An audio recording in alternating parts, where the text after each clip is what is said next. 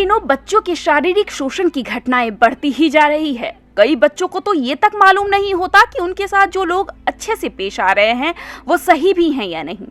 जब तक बच्चे को समझ पाए तब तक काफी देर हो जाती है और बच्चे शारीरिक शोषण का शिकार हो जाते हैं। अधिकतर ऐसी घटनाओं के जन्मदाता घर वाले या फिर बच्चे के करीबी ही होते हैं। ऐसी ही घटनाओं को रोकने और बच्चों को इसके प्रति जागरूक करने का बीड़ा उठाया है एक समाज सेवी लड़की ने, जो बच्चों को गुड टच और बैड टच के साथ साथ संविधान में मिले उनके मौलिक अधिकारों की भी जानकारी दे रही है। जी हाँ, हम बात कर रहे हैं छत्तीसगढ़ के बिलासपुर की सीमा वर्मा का, जो बच्चों को शोषण के प्रति आगाह कर रही है। इस विषय में खुद सीमा क्या कहती है, आइए सुनते हैं।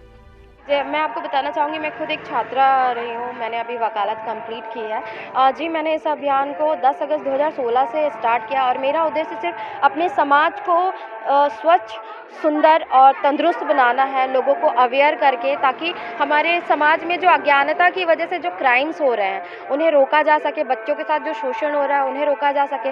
बच्चे जो प्रॉपर तरीके से स्कूल नहीं जा पाते, नशे में लिप्त रहते हैं, तो उनको इन सारी चीज़ों से, इन बुराइयों से दूर करने का कार्य कर रही हूँ मैं। स्लम एरिया में करने की क्या उद्देश्य? जी, मैं आपको बताना चाहूँगी, छोटे छोटे घर होते हैं जनरली, और माता पिता जो होते हैं जनरली मजदूरी करते हैं, काम करते हैं, वो दिन में चले जाते हैं काम पर, बच्चों की देखरेख प्रॉपर तरीके से हो नहीं पाते। उनके आसपास के ही लोग, कहना तो नहीं चाहिए, पर इस कहीं ना कहीं गलत घटनाओं को अंजाम देते हैं और बच्चे नशे में चले जाते हैं या गलत चीज़ें सीखते हैं, चोरी करना, झूठ बोलना, और फिर धीरे धीरे करके वो बड़े क्राइम को अंजाम देते हैं। तो मैं चाहती हूँ कि इनिशियल स्टेज पे ही हम इनको कंट्रोल करें। जी देखिए, क्या होता है कि बच्चे कच्ची मिट्टी हैं। अगर हम उनको शुरू से जो बातें सिखाएंगे, 1 बार, 2 बार, 3 बार ऐसे करते करते धीरे धीरे उनके जहन में ये बातें ज़रूर आएंगी, क्योंकि ये हमारे समाज का एक हिस्सा है और हमारे भारत देश के भविष्य हैं। तो उन्हें शुरू से ही हमें हमारे मौलिक अधिकार और मौलिक कर्तव्य क्या है, अगर इनकी जानकारी रहेगी तो इनके साथ ना कोई अप्रिय घटना होगा, ना कोई बच्चा अशिक्षित रहेगा।